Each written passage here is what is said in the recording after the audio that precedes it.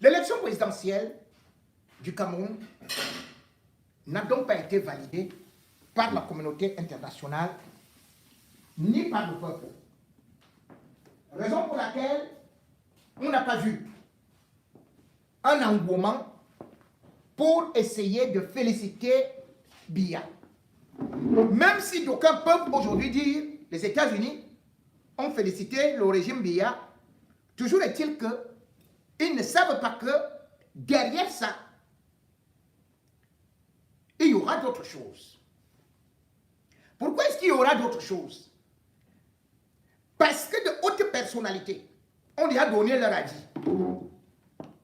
Oui, l'ambassadeur américain, je l'avais déjà dit, qui est à Yaoundé, peut être peut-être l'ami, c'est même l'ami de la nièce Abiya. Quand il me bat, là il va souvent même un peu écraser de l'arachide, il danse, il organise ceci et cela. Mais cela ne s'arrête pas là. Lorsqu'on voit ce qui s'est passé, et lorsqu'on voit aujourd'hui que le peuple camerounais ne peut pas accepter se faire diriger par Biya. Biya va certes confisquer le palais de Tedi. Biya certes va dire je vais nommer tel ou tel. Mais le problème c'est que aura-t-il encore la possibilité de s'imposer à travers l'étendue du territoire? La situation d'Inozo montrait déjà que Paul Biya n'a pas réussi à résoudre ce conflit. Et sur l'international, il est de plus en plus vomi. Où est-ce qu'il trouvera donc de l'argent? Ils peuvent se réjouir aujourd'hui que les États-Unis ont dit ceci, ils ont dit cela, les États-Unis ont félicité. Mais les États-Unis n'ont jamais dit qu'il y avait une vraie élection, que ça s'est passé dans la transparence. Bien au contraire, on se rend même compte que la commission des relations étrangères du Sénat américain, le sénateur Jim Risch, avait déjà qualifié l'élection de Paul Biya de mascarade. On a cru que ça allait s'arrêter là. Mais il y a d'autres qui ne font que s'ajouter sur ces rangs-là. Mais surtout, il a donné une information qui doit faire que le régime Biya, tous ceux qui sont là-bas, commencent déjà à dire ça sent mauvais. Il a écrit le régime corrompu de Biya au Cameroun pourchasse ses opposants politiques, facilite les activités illicites du groupe Wagner.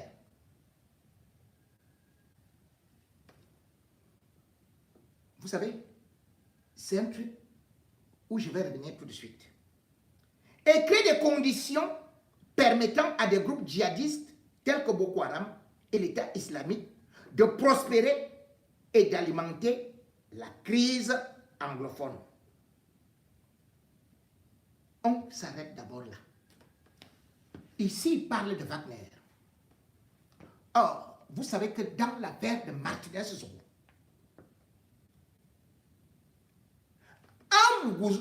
Belinga, Zomlo, qu'on protège aujourd'hui, et puis dans la gauche, dans la droite, qui va en parler? Qu'ils ont reconnu qu'ils étaient actifs au niveau de la frontière entre la République centrafricaine et le Cameroun. Là, il y a Wagner, là, il y a aussi des terroristes. Le meilleur ami d'Amogo Belinga, c'est Mbondayoro, le neveu de Biya. Wagner est installé où? En République centrafricaine. Et qui est l'ambassadeur de la République centrafricaine avec passeport diplomatique? C'est Amogo Belinga. C'est les Bidjama gauche, Bidjama droite. Les gens de vision 4. Boko Haram, qui fait donc la prise des otages, que ce soit à l'extrême nord ou encore à l'est, qui Qui a souvent libéré les otages? C'est le régime Biya. En versant les rançons. C'est donc le régime Biya qui a plus payé de l'argent à Boko Haram, à travers des gens comme les Kavaye Yege Djibril, à travers certaines hautes personnalités du BIR, ou du gouvernement, ou de l'Amido. Donc, quand tu dis ça, ce n'est pas une petite analyse. Et quand on voit dans la crise anglophone, qu'est-ce qu'on vous avait dit? On vous avait dit que Ayabacho avait été pris au niveau de la Norvège. Et là-bas, en Norvège, depuis un an, exactement, jour pour jour, aujourd'hui, Ayabacho, on a exploité son téléphone. On a exploité ses ordinateurs. Et on a découvert qu'il était en contact avec Katanganji.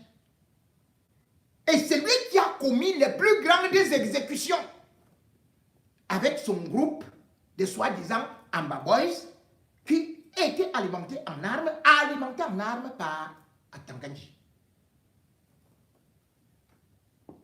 Cette information est clé. Lorsque ces sénateurs donnent cette information, Donald Trump, les États-Unis, partout où on parle de terrorisme, ils vous trouvent là-bas. Nous ne sommes plus seulement dans une élection. Nous sommes dans la géopolitique et surtout dans ce qu'on appelle la prévention américaine. C'est-à-dire que, oh, il y a un terrorisme à tel terme. Il vient même. C'est lui qui le dit. Et il n'est pas le seul. Plusieurs, aujourd'hui, sénateurs sont sur la même lignée d'idées. Et en plus, ils n'ont pas validé l'élection. Ceux qui disent qu'on a félicité, ils n'ont pas validé. Ne croyez pas que Trump, ce n'est pas comme chez nous là au Cameroun, que le président a tout décidé et tout. Mais ça, il dit, le régime a organisé une fausse réélection et a détenu illégalement des citoyens américains, y compris de ressortissants de l'Idaho. Et vous voyez, on fait un communiqué que oui, les États-Unis, on va, voilà, on est pressé de travailler avec vous. Mais le sénateur, lui, il écrit ceci. Il est temps de réévaluer cette relation avant que les conséquences ne s'aggravent. Ça, c'est Jim Rich. Et Dieu seul sait ce qu'il peut peser. Au niveau donc, de la communauté internationale, donc toute l'Union européenne, aussi s'est braquée. Sans oublier la Chine qui a souvent protégé Biya. L'Inde, en Afrique, vous avez des grands voisins comme le Nigeria qui ne vous félicitent pas. Et vous croyez que ça va. Mais le pire, c'est que dans cette histoire, les Américains jouent leurs intérêts. Beaucoup d'intérêts. Parce qu'il faut savoir que le pipeline, ils ont déjà investi beaucoup en Afrique. Et après avoir été pratiquement la France et comme ça, tous, ils ont perdu le Tchad. Mais il leur a promis qu'ils peuvent venir faire une base militaire au Cameroun. Mais ils ne pourront pas le faire avec la situation qui est dans le Grand Nord. Là où Issa Chiroma, vous avez pu constater comment est-ce que les gens marquent au pas dès qu'ils disent pape. Comment les Américains vont continuer à entretenir cette situation lorsque on sait très bien que le pipeline qui quitte du Tchad doit passer par 3 régions du Grand Nord? Comment ça va se passer? ce sera très compliqué. Donc, il se contente juste de dire que parce que vous ne pouvez pas vous dresser contre toute cette communauté, contre tout ce côté-là du Grand Nord, qui risque de dire, nous, on ne veut plus des billards. Donc, aujourd'hui, vous constatez que la communauté internationale décrit l'élection de Paul Biya, refuse d'admettre l'élection de Paul Biya. Je vous en prie.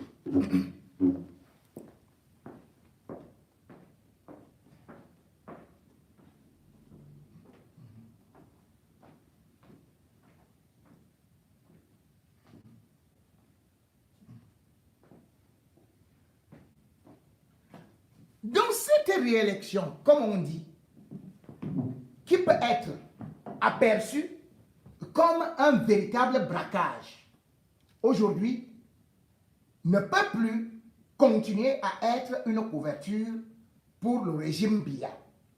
Mais néanmoins, qu'est-ce que le régime Biya va faire?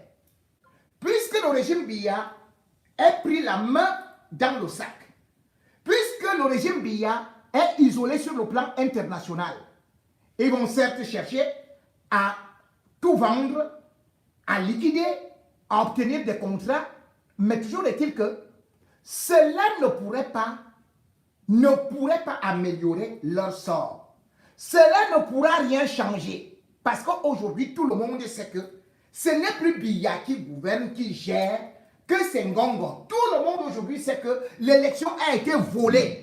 Tout le monde sait aujourd'hui que Biya n'a plus de légitimité. Tout le monde sait aujourd'hui que le Cameroun n'est plus dirigé que par une bande de faussaires.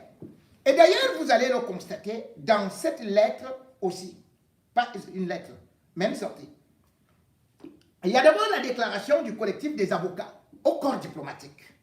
Je vais revenir sur ça dans quelques instants, mais on va d'abord lire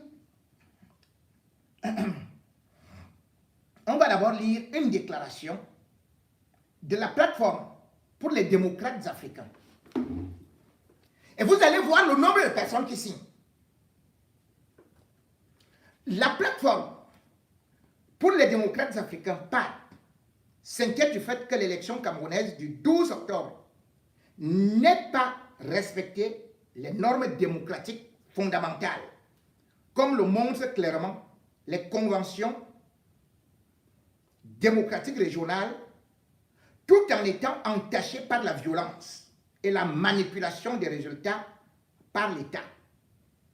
Au total, suivez-moi bien, au total, 8 requêtes distinctes, présentées par différents partis d'opposition, ont été présentées à la Cour constitutionnelle, présentant des irrégularités flagrantes et demandant l'annulation partielle ou complète des résultats des élections.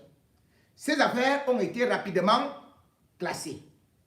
Suite à l'annonce officielle des résultats, au cours de laquelle le président de longue date, Paul Biya, a été déclaré vainqueur, le Cameroun se dirige vers une crise politique violente.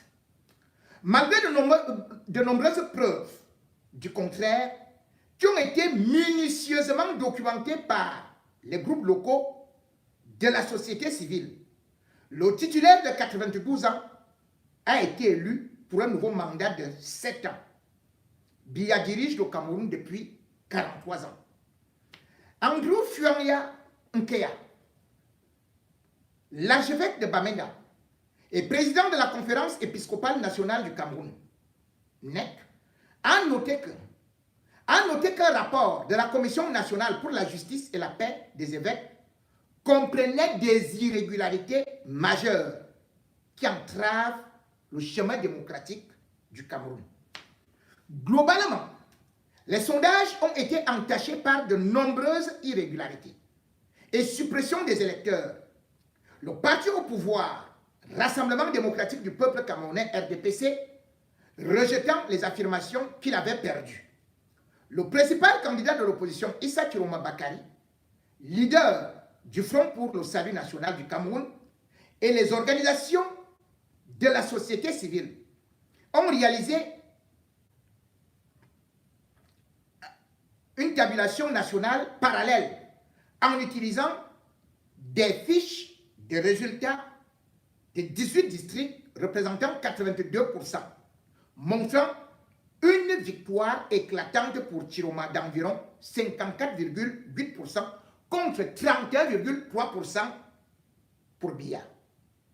Le gouvernement Biya a affirmé que la déclaration de victoire de Chiroma, avant que les résultats officiels ne soient déclarés, équivaut à une trahison.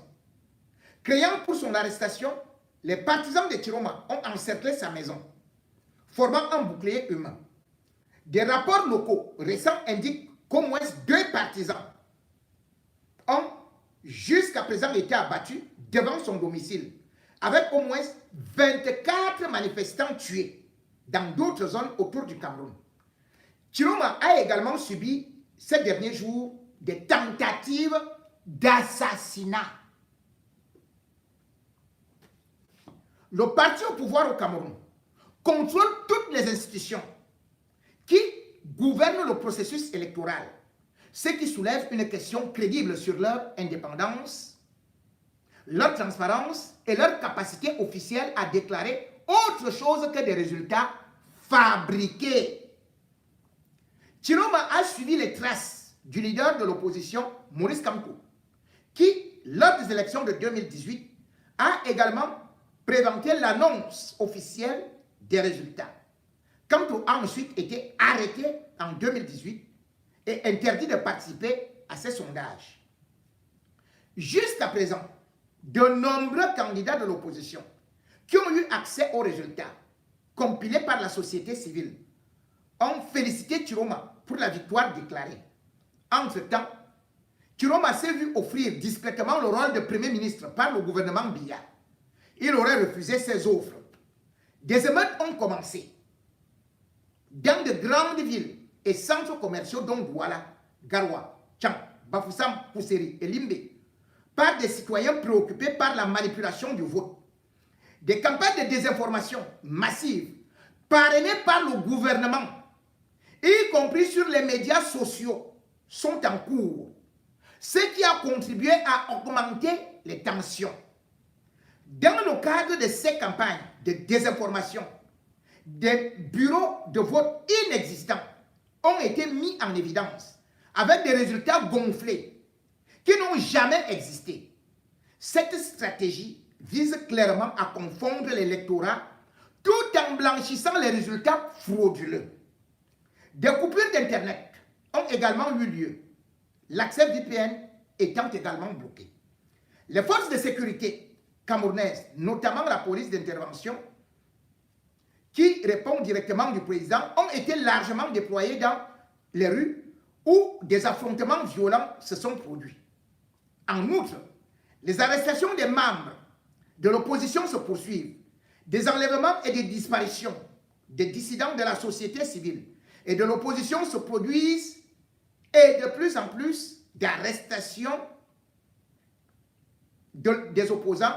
Des informations apparaissent selon lesquelles plus de 100 personnalités de l'opposition ont été arrêtées par des agents de sécurité non identifiés et traduites en justice militaire. Il s'agit notamment d'Anissé Ekane et de Djekam Tchameni, dirigeant du mouvement Union of Change, qui a soutenu Chiroma. Abba Yono, qui a aidé Chiroma à faire des percées dans la région ethnique du sud de Biya, et Fabrice Lena, parmi tant d'autres. Beaucoup de ceux qui ont participé à la compilation des résultats ont également été arrêtés. La loyauté de l'armée est inconnue, ce qui a été la principale raison de la réticence de Biya à organiser une répression brutale et généralisée, craignant que cela ne déclenche une mutinerie ou un coup d'état militaire. À Berkoua et Garoua, la police a accusé l'armée d'être restée là alors qu'une foule en colère faisait le tour de leur station. Mais le gouvernement n'a peut-être pas d'autres options qu'une unité Kate Alamskis Snov, ancienne administratrice assistante de l'USD, du CED pour l'Afrique, États-Unis, Manuel de Arao, et machin, et tout, Éthiopie, machin, tous les pays. Si on me met à citer tout ça, Portugal, Nigeria, Afrique du Sud, tous les pays ont signé. Tous les pays ont signé. Tous les pays ont signé pour décrier cette fausse élection au Cameroun. Je ne peux pas, parce que je vous ai dit, c'est énorme lorsqu'on voit ça. On ne peut donc pas dire que le monde entier est en train de dire que Paul Biya a triché. Et vous êtes en train de danser. Que, ouais, on a pris notre chose. Mais c'est comme un voleur. Un voleur vient chez toi, il vole ta chèvre. Et il te dit, tu vas faire quoi? Parce que je suis fort. J'ai l'armée, j'ai ceci, j'ai cela. On ne peut pas être comme Paul Biya et se vanter qu'on a gagné une élection alors qu'on l'a volé. La communauté internationale, toutes les sociétés, machin et tout ça. La seule chose qu'ils savaient faire, c'est qu'avant l'élection, allez, on prend de l'argent, on distribue à tout le monde. Mais là, le faux est grossier. Et vous dites que, comme il a prêté serment, donc dès que quelqu'un vient, il vole ma chose, il s'installe dans un palais parce qu'il a des brigands, il a des gens qui le gardent. C'est lui que vous acceptez. Hein? C'est lui que vous acceptez. Paul Biya n'a pas gagné une élection. Vous n'allez pas dire que tout ce monde dit ce monsieur n'a même pas fait de campagne. Il est fatigué, il ne dirige même pas. Mais vous vous contentez de dire que non, il a déjà prêté serment. C'est exactement ce que je voyais souvent au marché de Mokolo. C'est-à-dire que quelqu'un vient sur votre table, il vole, ou bien il vous arrache le sac, il prend fuite. Pendant qu'il prend fuite, vous qui voulez le poursuivre, il recommence à vous suivre. En disant au voleur, au voleur, au voleur. Tout le monde se met à vous suivre. Vous qui avez perdu votre sac. Vous qui vient de voler votre sac. C'est une honte ce qui est en train d'arriver au Cameroun. Que Paul Biya vole une élection publiquement. Et on soutient cela. Et on préfère plutôt aller combattre tous ceux qui ne veulent pas reconnaître une victoire tronquée. Et qu'on dise que, Issa Chiroma, là voilà alors, au Choronko, il a prêté serment où? Mais voilà les valeurs inversées chez nous. Les valeurs sont inversées chez nous. Comme je disais que celles-là, ils ont oublié que Yaya Jammeh a fait la même chose. Il confisque le pouvoir. Il perd l'élection et il confisque. On a vu ça en Guinée-Conakry. Même chose. C'est-à-dire que tu vois comment est-ce que quelqu'un est là et dit qu'il ne peut pas perdre l'élection. Et ces femmes sont là pour applaudir. Pour applaudir. Un braquage, un vol. Et donc ils disent que un président, quelqu'un ne peut pas prêter serment ailleurs. Ce que beaucoup ne savent pas, comme on parlait de tentatives d'assassinat. J'en avais déjà révélé cela. Et bien évidemment, le régime Biya, ou plutôt Ngongo, et Atangadji, n'ont qu'un seul plan, l'éliminer. Mais ne vous en faites pas. Issa Chiroma aujourd'hui est capable de prêter serment. Et d'ailleurs, il a dans son optique de former même le gouvernement. Issa Chiroma a des soutiens. Ne regardez pas ce qui se passe maintenant. C'est un combat de longue haleine qui va se jouer par des réseaux diplomatiques. Parce que Biya, sur le plan international, lui qui est là-bas a été dit. Il n'a pas le poids à l'extérieur. Biya ne peut pas diriger tout le monde à l'extérieur. Il peut diriger là-bas à Yaoundé. Mais lorsqu'il faudrait maintenant, alors sur le plan international, agir, vous allez comprendre, beaucoup de choses vont se passer. D'ailleurs, ces avocats ont déjà dit cela. Et même le grand frère Éric Tchindé a eu à intervenir pour dire que Issa Chiroma ne va pas se laisser faire. Le régime Biya a cherché à l'acheter. Le régime Biya a cherché à le tuer. Le régime Biya a cru faire de lui comme ils ont fait avec le président des Amazoniens. Mais avec le Grand Nord, ça risque de se terminer en carnage, voire en guerre civile. Et comment Paul Biya peut-il contenir cette guerre civile? Peut-il la gagner si déjà, rien que seulement, Onozo, il n'a pas encore réussi à gagner? Si donc, s'ajoute le Grand Nord, et certainement aussi Douala qui peut être déstabilisé sans oublier l'Ouest, avec quels effectifs pourra-t-il combattre? Comment fera-t-il pour contenir une armée unifiée? Issa Chiroma est donc celui-là qui a étudié ce régime et qui connaît aussi ses faiblesses, ses failles, et qui va les utiliser. Pour l'instant, Paul Biya peut aller danser avec, bien évidemment, lui, il est déjà avec peut-être Atanganji, Ngongo, c'est Chantal Biya qui a repris le pouvoir. C'est Ngongo qui a pris le pouvoir, c'est eux qui sont là.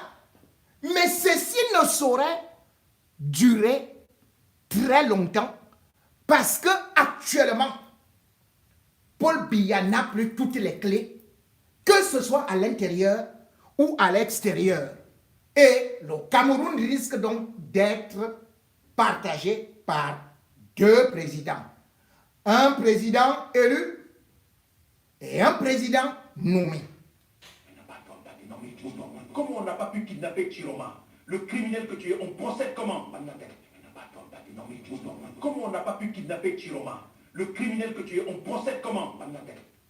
Ah oui, les gars, l'affaire devient très compliquée. Notre président a déjà déclaré. Donc, le Cameroun a deux présidents désormais. Écoutez. Vous savez, il y a deux présidents désormais. Il y a le président élu par le peuple camerounais que je suis, et puis il y a le président nommé par le président du Conseil constitutionnel que vous connaissez. Aujourd'hui que le peuple a pris son destin, il faudrait qu'il comprenne, quoi qu'il arrive, ils finiront par partir, parce que le peuple souverain qui a pris son destin fera tout pour qu'il en soit ainsi. Je vous remercie. Vous avez écouté, non? Vous pensez que nous sommes là pour blaguer? Écoutez encore son message très tôt ce matin. Il dit ceci. Je vous le répète, notre victoire ne sera pas volée. J'ai pris l'engagement ferme de ne jamais vous trahir. Ouais, mon président, et nous sommes fiers de toi. Ce n'est pas comme en 2018, Maurice Kamto avait gagné et laissé pour lui à Dieu en disant que je ne peux pas marcher sur le sang des Camerounais pour aller à Etoudi. Paul Biya, pourquoi tu veux que le Cameroun finisse ainsi? Désormais, le Cameroun a deux présidents. Voilà quelqu'un, depuis 43 ans, on lui a laissé, lui et ses frères, de manger, profiter, voler comme vous voulez. 43 ans. Aujourd'hui, on a décidé de voter quelqu'un d'autre. Et il nous dit qu'il a gagné, il ne part pas. Pourtant, il sait que tout le monde a voté Issa Chiroma. Vous n'allez pas croire. C'est le gros cœur de quoi? Hein? C'est le gros cœur de quoi? Yeah! Vous qui avez apporté votre soutien à M. Issa Chiroma, croyez-vous qu'il est capable de traiter également seulement le 6 novembre? Bien sûr que le président élu va prêter serment. Parce qu'à partir de maintenant, c'est lui qui a la légitimité. Il va nommer les membres du Conseil constitutionnel. Et ils vont organiser la cérémonie. Et je dis que Chiroma ne regarde pas ce que le Biya fait avec son... Il ne regarde pas ça. Monsieur Biya continue à lutter avec le peuple. Mais moi, le peuple qui m'a élu, je vais faire ce qu'il faut faire, ce qu'ils attendent, ce qui est prévu par les lois de la République. Comment cela se fera? Il va s'organiser, c'est pas difficile. Il faut reproduire le modèle de ce qu'il y a ici. avec des personnes différentes, nommées par la personne la plus compétente.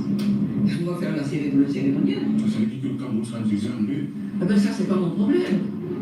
Demandez à Biya s'il veut que le Cameroun soit divisé en deux, il reste dans son fauteuil là-bas, puisqu'il veut absolument être président de la République. Donc il aura sa République là-bas, avec la minorité qui aurait voté pour lui, je pense.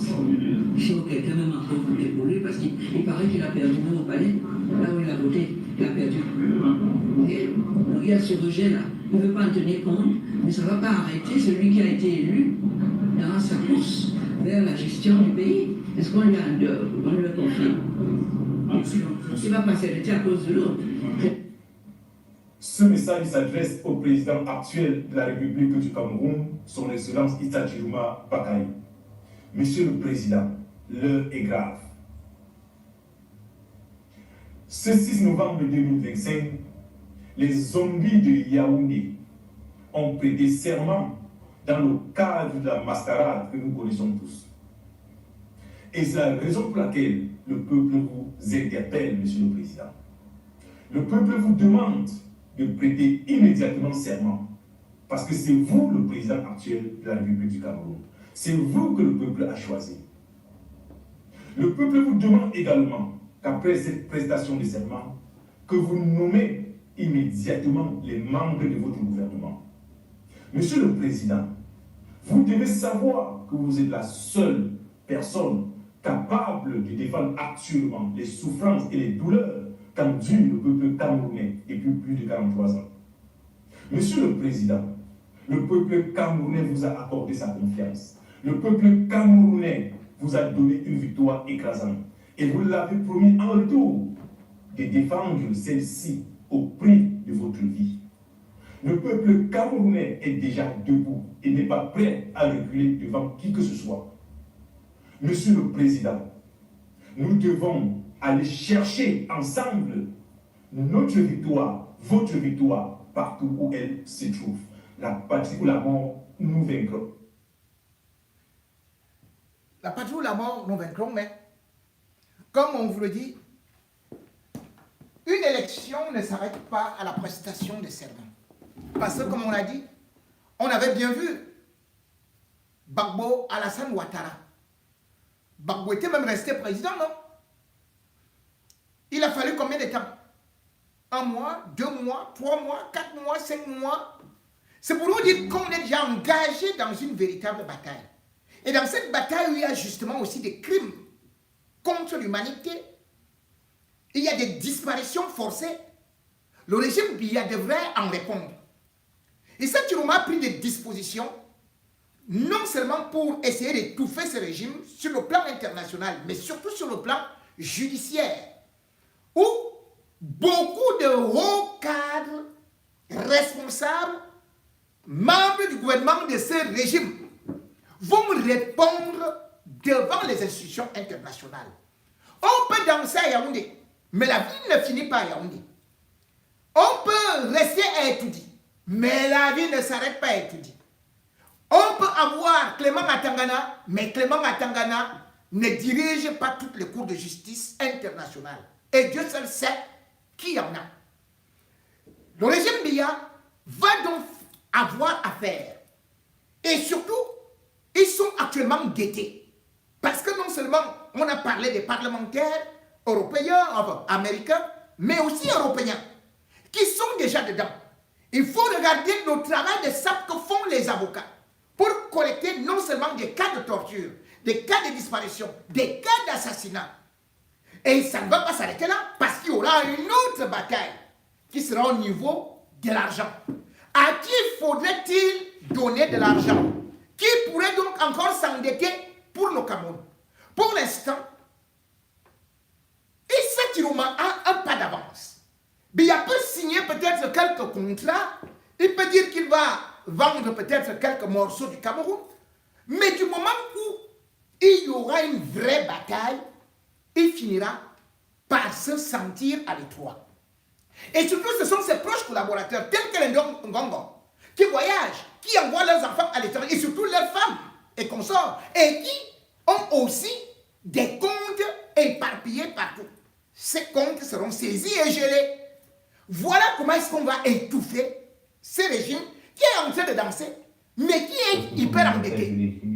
Écoutez. Et finalement, dans le Grand Nord, à Yaoundé, dans une certaine mesure, à Douala, une mesure plus forte, mais également dans les petites villes, notamment les petites villes de l'ouest du Cameroun, le mot d'ordre de ville morte a été opérationnel. Ça signifie quelque chose politiquement, M. Taleb. Mais évidemment que ça signifie beaucoup. Quand le président Chiroma s'est présenté le 25 juin dernier, je crois que tout le monde lui a ri au nez. Et tout le monde s'est dit, ah, c'est lui-là qui va aller se présenter à une élection à laquelle, évidemment, il n'a aucune légitimité. Je crois qu'il y avait même un autre candidat, M. Bello, qui était probablement la star montante, vue par tout le monde. Enfin, les Camerounais ont tout de même bien compris et ils ont fait la part des choses assez rapidement. Donc il a fait la surprise à laquelle certains, pas lui, certains ne s'attendaient pas, et il s'est fait élire le vrai président du Cameroun. Puis après, on a pensé qu'il allait se coucher comme tout le monde, et qu'il allait répondre à l'appel de je ne sais quelle fonction qui lui a été proposée. Il n'est évidemment pas allé sur ce terrain-là. Et voilà, je mets de côté l'épisode où on a essayé de le kidnapper, de l'intimider, je ne sais pas trop. En tout cas, cet épisode malheureux qui s'est passé hier. Et là, il leur dit, je demande une ville morte, des villes mortes. Et on aurait imaginé que chez lui, dans le nord, cela aurait été suivi, mais pas le reste du Cameroun. Finalement, les Camerounais sont en train de donner une leçon probablement à toute la région, mais au-delà, au continent africain, en leur expliquant qu'ils sont capables de dépasser les manipulations, les clivages, et qu'ils sont capables de trouver la personne en qui et ils ont préféré faire incarner leur révolte, leur désespoir, et finalement leur espoir aussi. Et c'est ce que nous sommes en train de vivre, n'en déplaise à ceux qui veulent aller à contre-courant de l'histoire. Je pense que la marche de l'histoire du Cameroun est en cours. Je pense que rien ne va l'arrêter. Et je pense que le président Chiroma, de ce point de vue-là, a conscience qu'il a face à lui le destin de son pays. Je n'ose pas imaginer qu'il puisse le décevoir. Alors, certains observateurs se demandent pourquoi Issa Chiroma Bakary, qui a encore testé sur le terrain sa légitimité, ne se fait pas investir d'une certaine manière pour pouvoir constituer un gouvernement provisoire et aller jusqu'au bout de la bataille des légitimités. Je ne sais pas si ce sont des possibilités qui le mettraient en danger ou des possibilités auxquelles il a songé.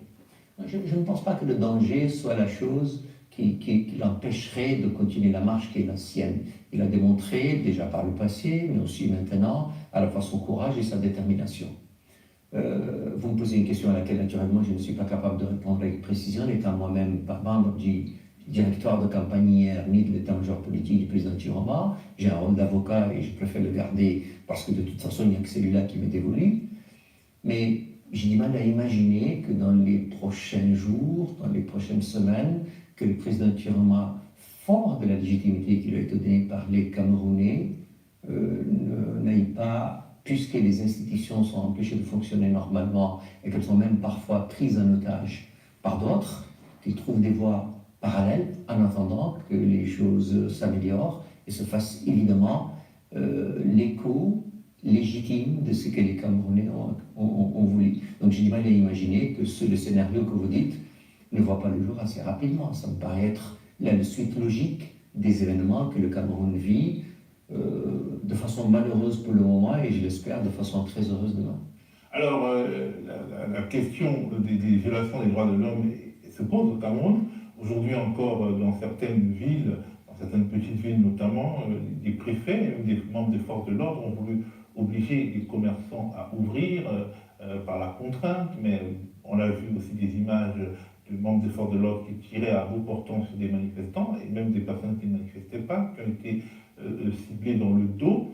Ceci constitue des crimes caractéristiques, en tout cas des crimes internationaux pour certains observateurs.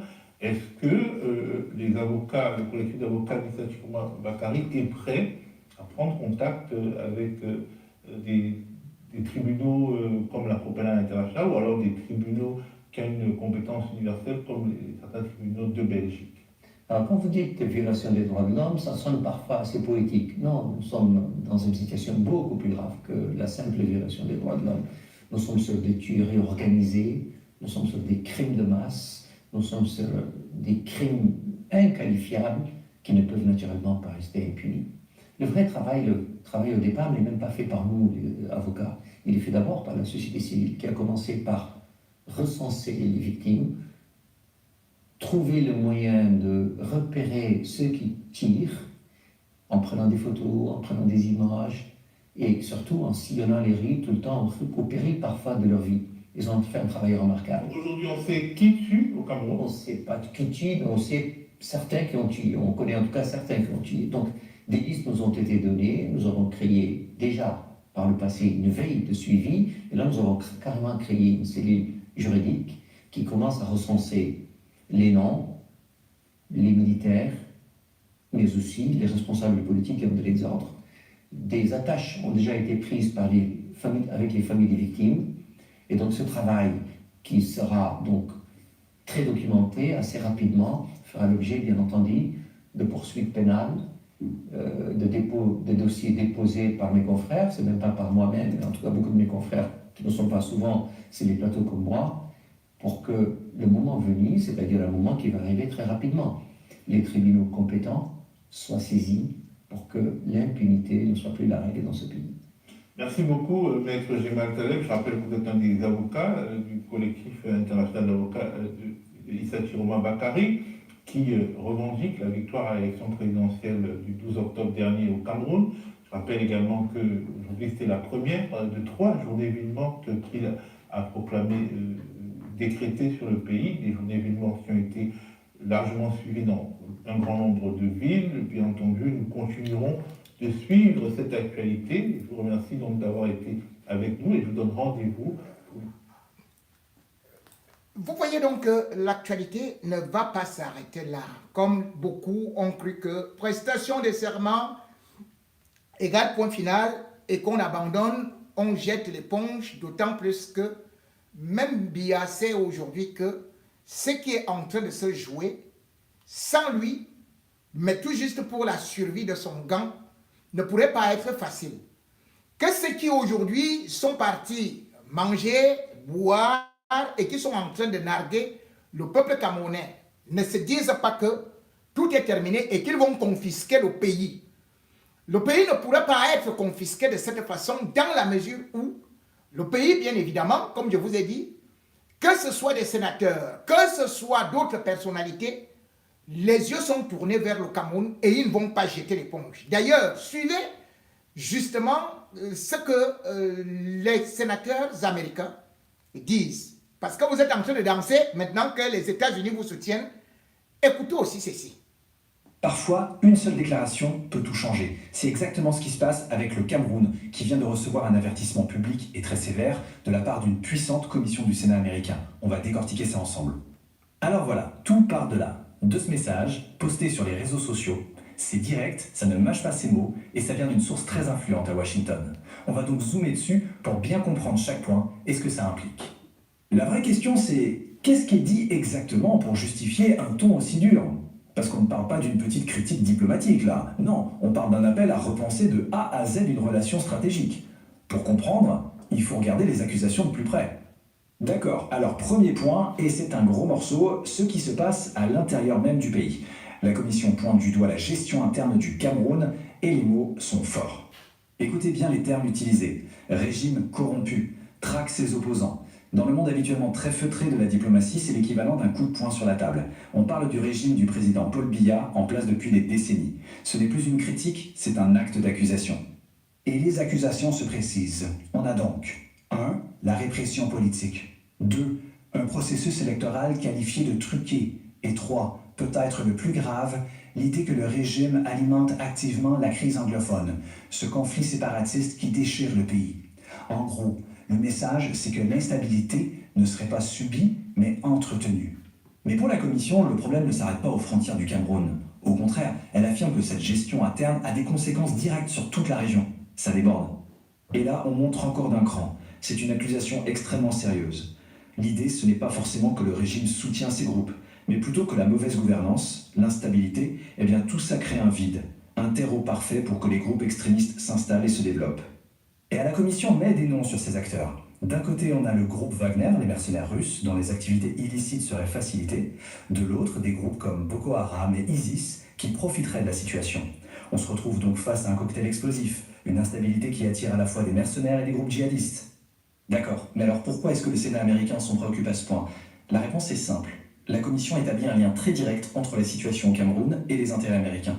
C'est là que ça devient très concret. On ne parle plus seulement de géopolitique lointaine, mais bien de la sécurité des citoyens et des intérêts américains, ici et maintenant. Et voilà l'argument choc, la détention illégale de citoyens américains. Quand une phrase comme ça est prononcée, tout le monde à Washington tend l'oreille. Et le fait de préciser l'IDAO, ça montre qu'on ne parle pas d'une menace abstraite, mais de cas bien réels et documentés. En résumé, la Commission identifie 3 niveaux de risque. D'abord, la sécurité physique des personnes. Ensuite, des risques économiques, parce que l'instabilité n'est jamais bonne pour les affaires. Et enfin, des risques directs pour la sécurité nationale liés à la prolifération des groupes extrémistes dans la région. Alors, après avoir dressé ce tableau très sombre des problèmes internes, régionaux et des risques pour les États-Unis, la Commission arrive à sa conclusion. Et elle est, disons, sans appel. Voilà, la phrase est lâchée. C'est court, direct et ça pèse une tonne. En une seule phrase, la Commission tire un trait sur des décennies de politique étrangère. Elle ne dit pas que c'est un partenaire difficile, elle dit que ce n'est plus un partenaire du tout.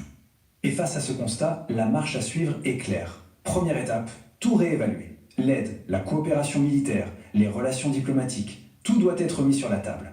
Deuxième étape, agir vite. Il faut le faire avant que la situation n'empire. Et le mot-clé ici, c'est répercussion. Le terme original en anglais est blowback, ce qui est encore plus fort. Ça veut dire retour de bâton. L'idée, c'est que les politiques menées jusqu'à présent ont déjà eu des effets négatifs et que si rien ne change, la situation pourrait se retourner violemment contre tout le monde. Et c'est là-dessus qu'on termine. La déclaration laisse volontairement planer le doute sur la nature de ses futures répercussions. Est-ce qu'on parle d'une crise humanitaire encore plus grave, de l'expansion du terrorisme dans toute la région ou de menaces encore plus directes? C'est cette question lourde de sens que la Commission du Sénat pose désormais sur la table.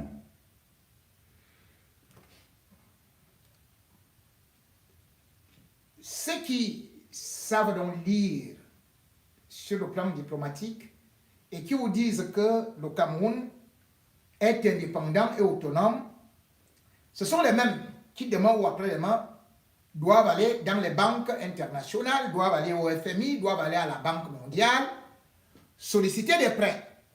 C'est ceux-là qui vont oublier que justement, Paul Biya a toujours fonctionné avec, bien sûr, cette communauté internationale qui était à ses pieds, parce qu'il pouvait corrompre tout le monde et parce que quand il trichait, ce n'était pas aussi grave que ça. Ceux qui se disent donc que oui, ils ont rien gagné, qu'ils se disent que le match ne fait que commencer parce que rien, mais alors rien, n'est encore gagné. Bien au contraire, ce qu'ils peuvent gagner aujourd'hui, c'est un bon repas. Mais ce repas peut aussi ressembler à celui du Christ, parce qu'on ne sait jamais quand est-ce que ça pourra terminer. Ce repas, ces agapes, qui sont en train souvent de se dérouler sans le petit peuple, ce petit peuple pourtant qui croit qu'il a voté pour Biya et que Biya va lui remettre quelque chose, ce peuple, finalement, toujours abandonné, toujours oublié, sera face à des difficultés qui ne pourront qu'aggraver encore la situation. Les Ngongo sont là pour voler. Les Ngongo ne sont pas là pour aider le peuple camerounais. Les Ngongo ne sont pas là pour essayer de trouver des solutions. Ils sont là pour voler, piller et s'en aller. S'en aller comment? Quand ils auront passé 50 ans, quand ils auront passé avec leurs petits-enfants 200 ans, bref, ils croient qu'ils doivent continuer de cette façon. Mais malheureusement, même le Christ, le Fils de Dieu, est aussi parti. Biya, devant la furie du monde entier, devant la communauté internationale, lui qui a appris à endetter le Cameroun, lui qui a appris à vendre le Cameroun, et à présenter les autres comme étant les vendeurs du Cameroun. Alors qu'en réalité, si Biya a survécu, c'est parce qu'il a passé le temps à livrer le Cameroun à des puissances étrangères. Ce sont les mêmes aujourd'hui qui viennent nous dire que, oh, est-ce que vous savez que, oh, là où est situé l'ambassade de France, là, oh, il paye chaque année aux francs symboliques. J'ai dit, hein, quand vous-même vous dites ça, vous ne voyez pas que vous êtes bête. C'est donc aujourd'hui, 43 ans après, que vous découvrez que l'ambassade de France est installée sur des hectares, des Ekambeti ou des Kikiki à Angola-Ondo. C'est aujourd'hui. Qui a signé ce contrat-là? Qui a laissé que les terres de Yaoundé soient occupées des hectares par l'ambassade de France? Et subitement, quand on ne reconnaît pas Paul Biya, vous venez nous montrer que voilà alors les terres. Voilà les terres. Qui a vendu la régie Fercam? Qui a donné aux francs symboliques là où nos parents, arrière-grands-parents sont morts pour creuser la terre, pour poser les rails? Qui a donné ça aux francs symboliques? La régie Fercam. Qui est devenu Camrail? Qui a donné ça à Bolloré? Ça va finir quand? Ce n'est pas Paul Biya. Donc le pétrole qui est là n'est pas important, hein? Les Français sont venus comme ça. Ils se sont assis. Ils ont commencé à exploiter le pétrole sans l'accord de Paul Biya. Vous venez maintenant prouver, vous venez maintenant manipuler l'opinion. Que c'est aujourd'hui que vous découvrez. On dirait que l'ambassade du Cameroun a été construite sur le territoire, sur le terrain des Ewondo, des Beti. Hier nuit. Et vous avez eu des documents aujourd'hui. Vous décriez donc ça. Tant que la France vous livre les armes, tant que la France empêche que l'ONU s'occupe de la violation des droits de l'homme, la France est comme ça. Aujourd'hui, vous êtes en train de vous réjouir des États-Unis, oubliant que les mêmes États-Unis vont vous mettre au poteau. Les mêmes États-Unis là vont vous mettre au poteau. Et avant de mettre au poteau, vous connaissez comment ça se passe dans la religion, même dans, lorsque vous êtes condamné à mort, non? On vous dit, qu'est-ce que vous aimez le plus? Quels sont vos derniers vœux? Vous dites, oh, je veux dormir avec une femme aujourd'hui. On dit, quelle femme? Tu veux qu'on aille la chercher ou quoi là? Hein? Tu veux boire, oh, je veux tel repas, je veux telle boisson. On te donne ça. Après, c'est terminé. Le régime Biya, les agas à la Bokassa sont tout simplement ce qu'on peut dire le dernier repas. Parce que c'est un petit appât que vous êtes en train de manger gloutonnement devant un peuple affamé. Vous avez oublié que c'est le même peuple qui va se lever pour vous chasser. Parce que vous continuez à manger seul, à narguer, à ne pas résoudre le moindre problème. Toujours des promesses, l'espérance et tout et tout. Jésus ne parlait pas seulement de l'espérance. Aux populations, il donnait du poisson. Il transformait de l'eau en vin. Vous êtes en train de boire des Pétrus. Vous êtes en train de boire des bons vins avec les Bill Chateau, avec les anciens lions, avec les opposants corrompus, avec cette classe d'individus qui sont dans des loges, ceux-là qui ont bu le sang et qui ont fait ceci et cela. Oui, le sang du Christ, c'est le sang des Camerounais que vous avez versé. Mais ça ne saurait aller longtemps, puisque vous avez vu que votre président lui-même a été humilié en Mondovision. Regardez tout ce qui s'est passé. Du braquage électoral jusqu'à la prestation des serments. La prestation des serments veut dire le jugement dernier. C'est là où on vous regardait. Et c'est là où vous avez prouvé, Dieu a montré au monde entier que vous avez volé, que vous avez triché, que vous avez braqué. Et c'est pour cela qu'il a humilié Paul Biya. C'est pour ça qu'il a déshabillé Ngongo Chantal Biya. C'est pour ça qu'il a montré le jeu de Mbondayoro. C'est là où il a démontré que ce régime, c'est un régime de braqueurs. Ouais. Mangez votre dernier repas. Le dernier repas de la trahison a tout dit. Et c'est un prêtre qui écrit ça. 6 novembre. Dernier repas d'étourdi. Étourdi. Ce n'est pas étourdi. Étourdi. Dernière Pâques a été dit proclamé le lundi 27 octobre par le Sanhédrin. Comme toujours, en faveur du locataire à vie. Barabassou Moïse, 65 à 70 milliards de francs CFA pour organiser une énième mascarade sanguinaire appelée élection. L'investiture reste contestée.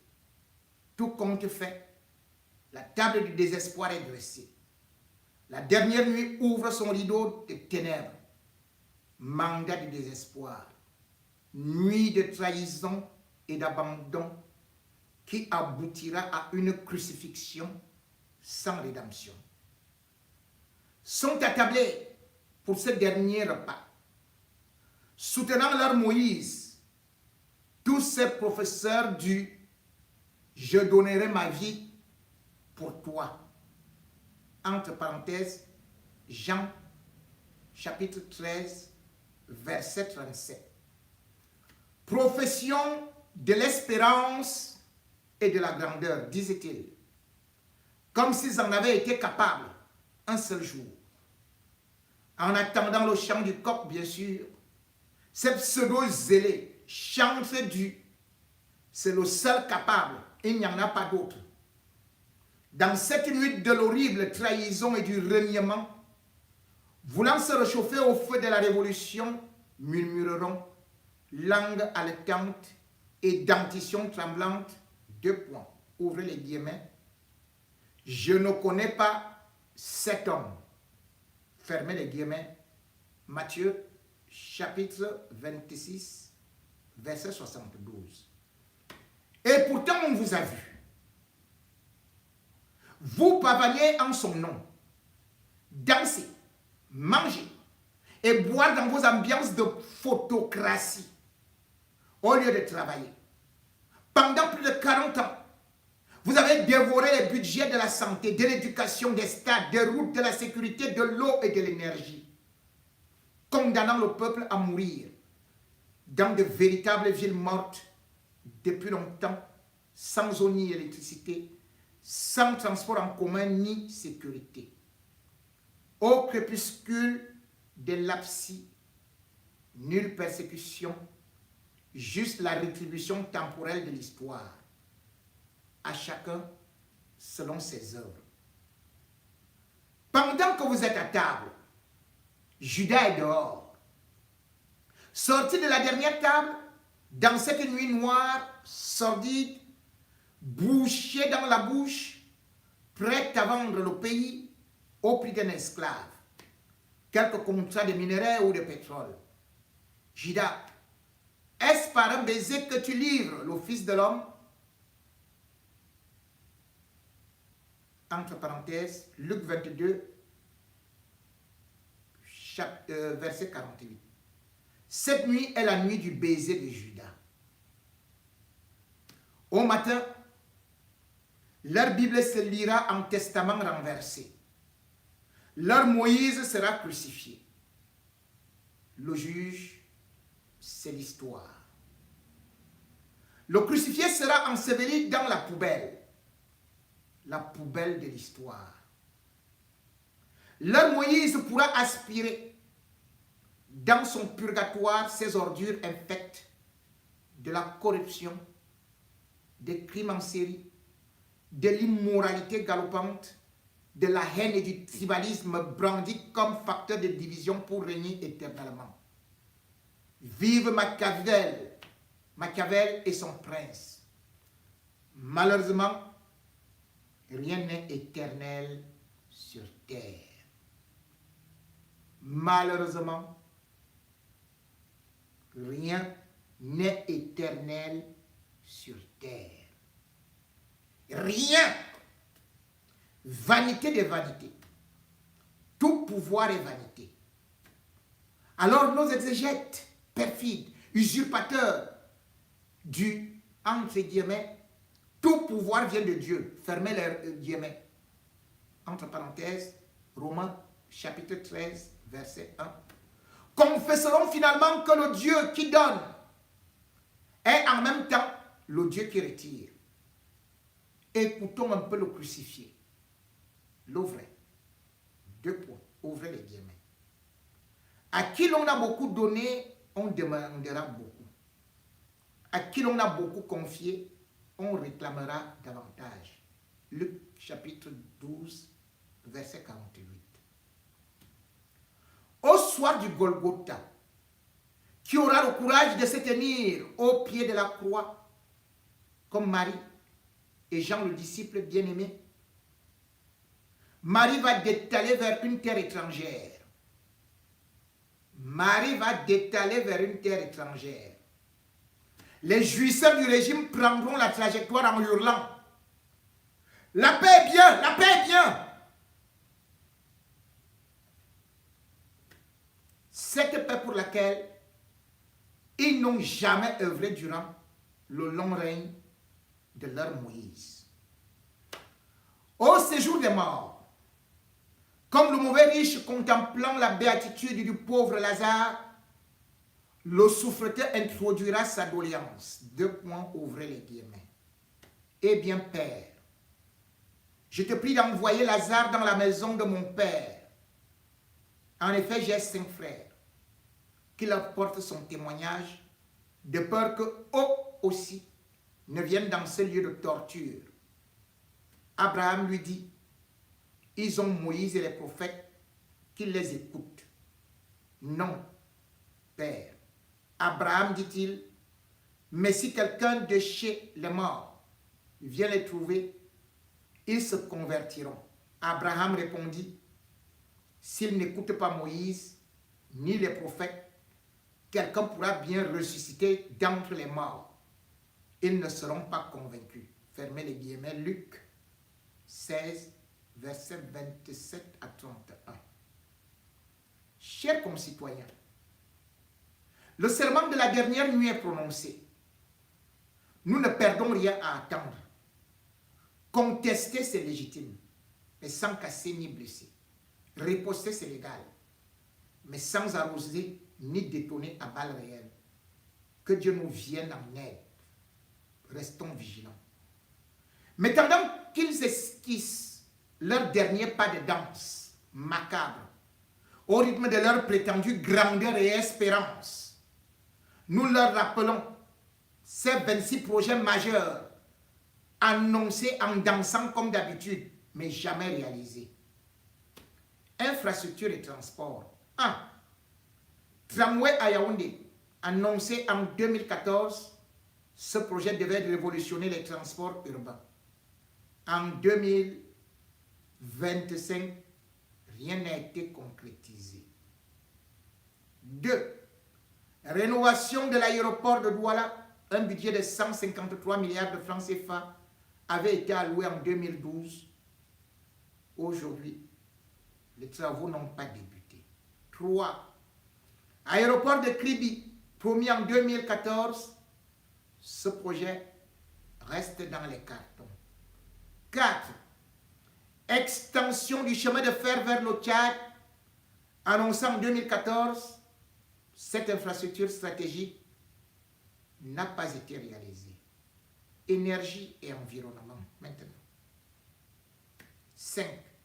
35 MW d'énergie solaire. Eneo devait installer ses capacités dans les régions septentrionales d'ici 2019. Rien n'a été fait. 6. Projet éolien sur le mont Bamboutos. Annoncé en 2015, ce projet n'a pas abouti. 7. Production d'électricité aidée. Un consortium norvégien devait produire entre 150 et 300 MW en 2015. Aucune réalisation à ce jour. Allons du côté de l'agriculture et agro-industrie. 8. Culture des arbres fruitiers. Un projet de 178,5 milliards de francs CFA lancé en 2015 n'a pas été mis en œuvre. 9. Industrialisation du manioc. 21,3 milliards de francs CFA étaient prévus en 2015 pour développer cette filière. Rien n'a été fait. 10. Transformation du maïs dans le Noun.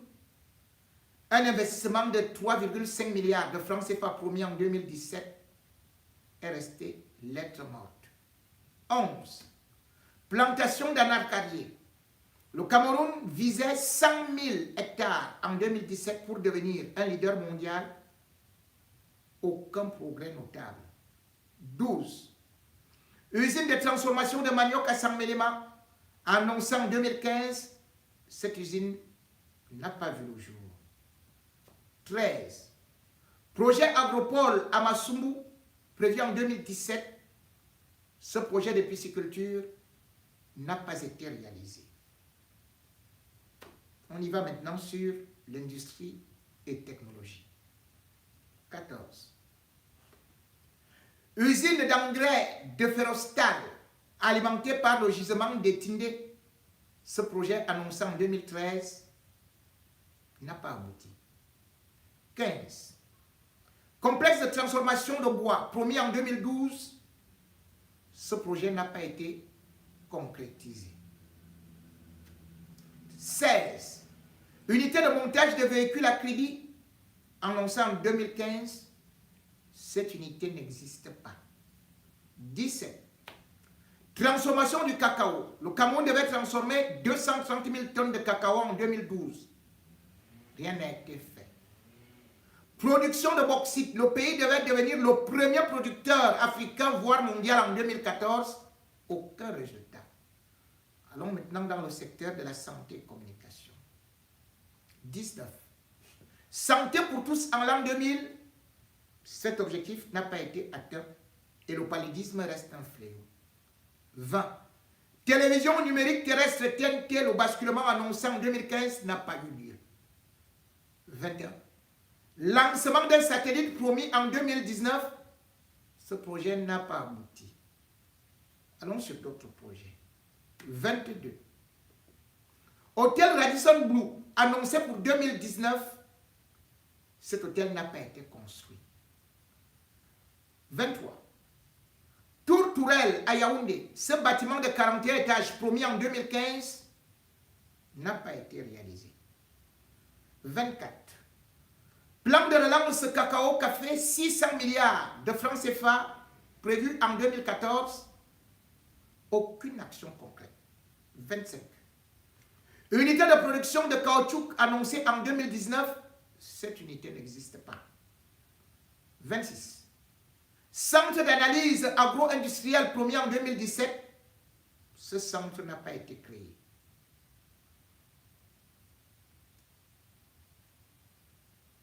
Ce répertoire, un évangile retracé du chemin de croix du Cameroun par Abbé Étienne Bakaba.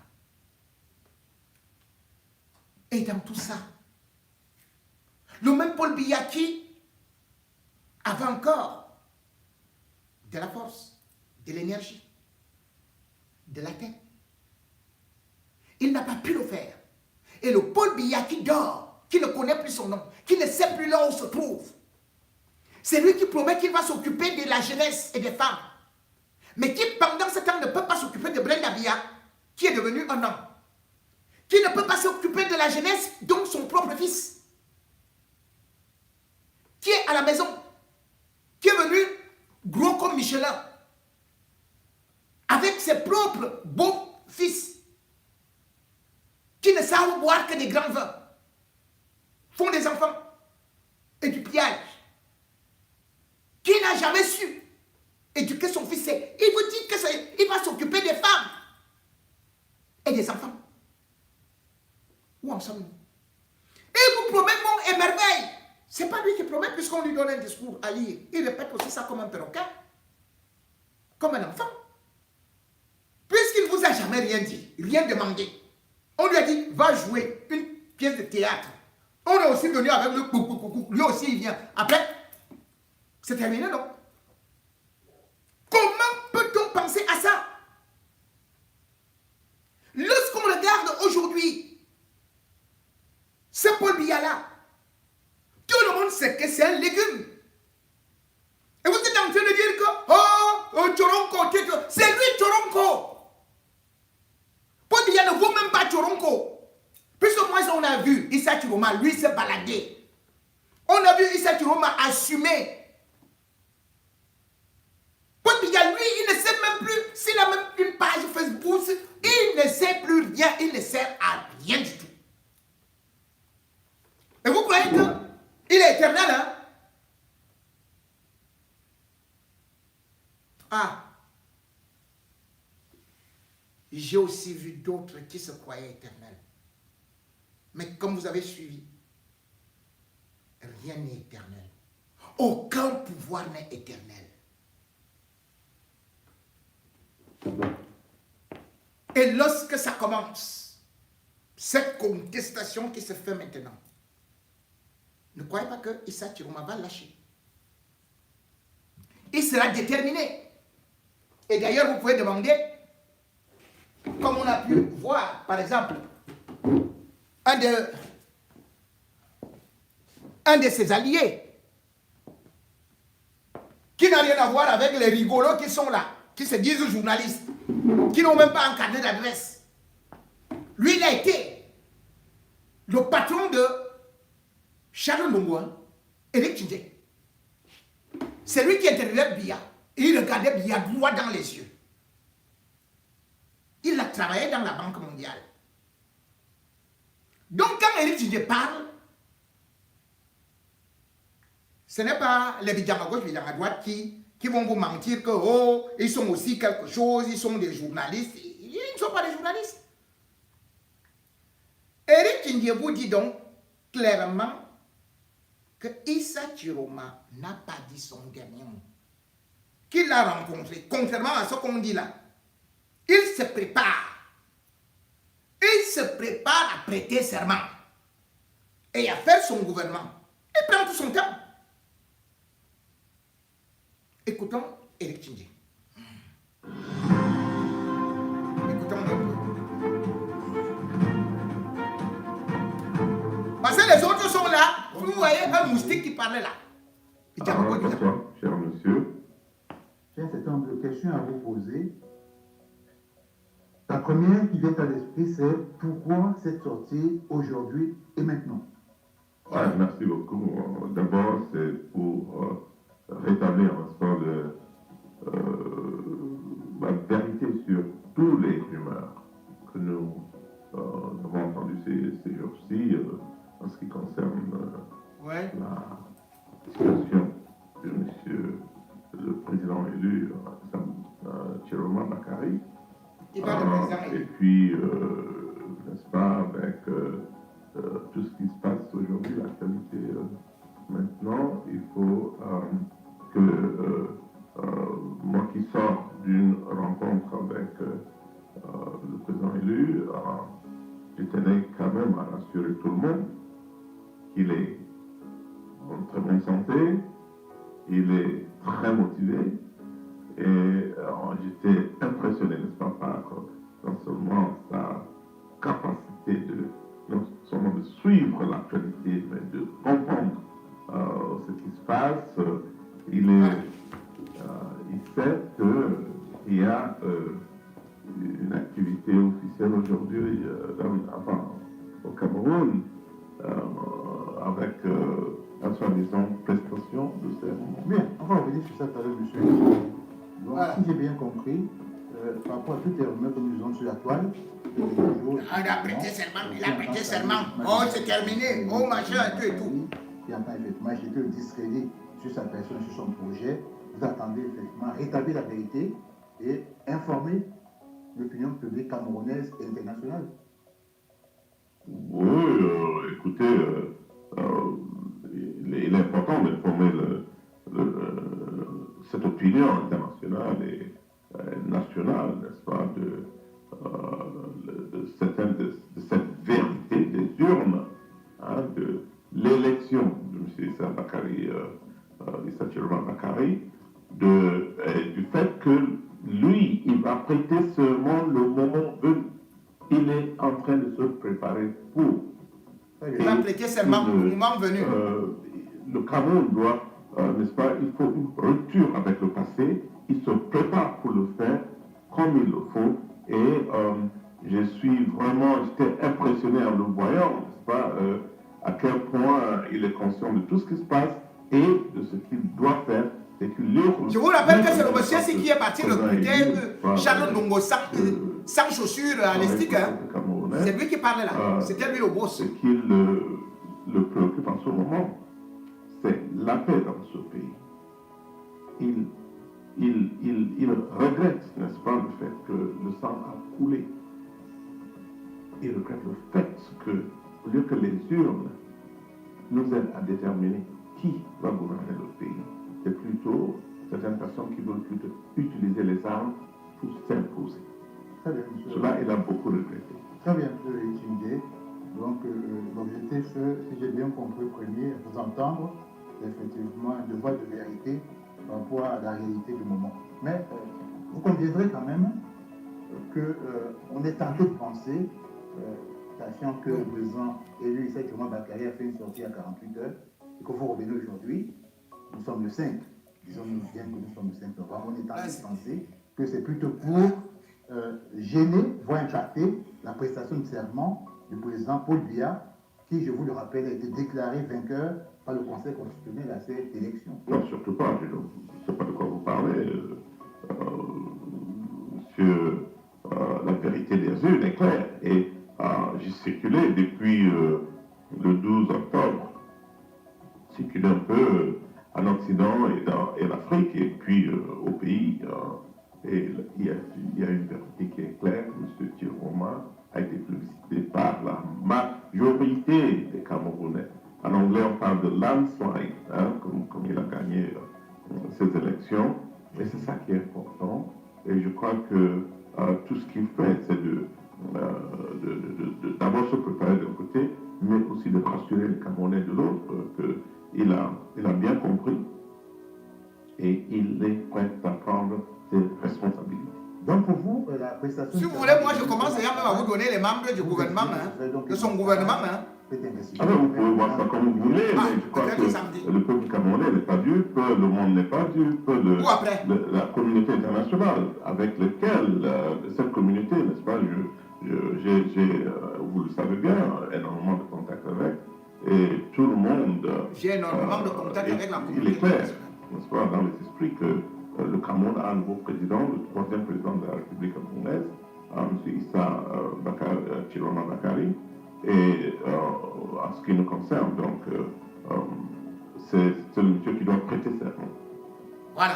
Donc, nous ne firons pas à cette mascarade d'élection. M. Chiroma le sait, et il est en train de se préparer en conséquence. C'est ça le plus important. Il faut remettre le Cameroun sur les rails.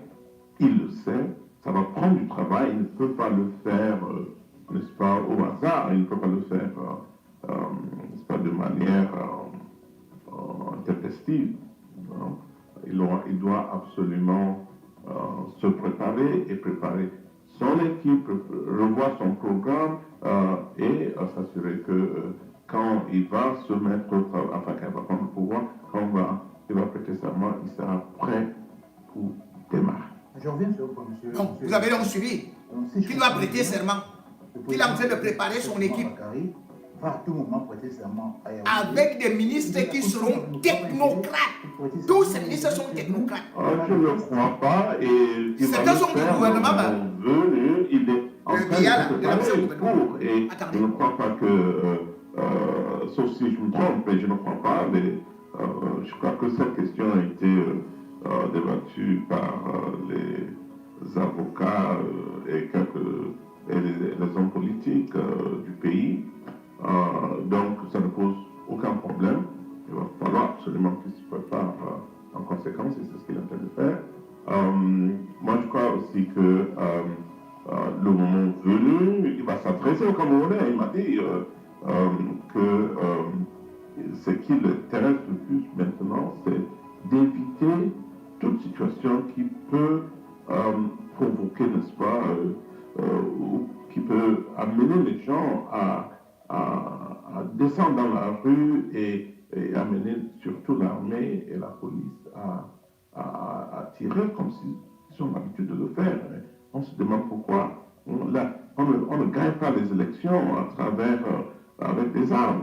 On gagne les élections avec les urnes. Et ça a été fait au Cameroun et on espère, M. Tiroma surtout, et le monde, la communauté internationale, puisqu'on le dit ainsi, la communauté internationale attend ce que, n'est-ce pas, la loi soit respectée. Eh bien, M. Chindia, alors nous savons que d'après les tests, ce n'est pas l'investiture qui crée la légitimité, mais c'est bien effectivement le peuple, par son vote, qui crée la légitimité. Donc, en l'occurrence, sur quels éléments vous vous fondez pour affirmer ce que c'est M. le Président Kéoma Bakary, le président élu, à la sortie des urnes? En réponse à votre question, je regarde chaque Camerounais qui me regarde, qui me voit en ce moment. Que pensez-vous? Que pensez-vous de la vérité de ces heures, le 12 octobre? Je suis convaincu que la majorité, sans question, la majorité, va voter pour M. Tiroma. Vous le savez, je le sais, la communauté internationale le sait. Pour ça que même beaucoup de chancelleries, beaucoup d'organisations internationales ne sont pas précipités pour féliciter la personne qui a été choisie par le Conseil constitutionnel. Ce n'était pas nécessaire. C'est une violation, n'est-ce pas, de la loi. Et donc, nous avons en toute légitimité, je ne sais pas si ça se dit comme ça, mais M. Issa Tiroma Bakary s'est comporté en toute légalité, en toute légitimité et en toute, comme je l'ai dit tantôt, il est préoccupé par le sort de ce pays en ce moment délicat dans l'histoire du pays. Et c'est sa seule préoccupation. Que tout se passe dans le calme, sans effusion de sang, et que le moment venu, il prendra ses responsabilités, il travaillera avec tous les Camerounais.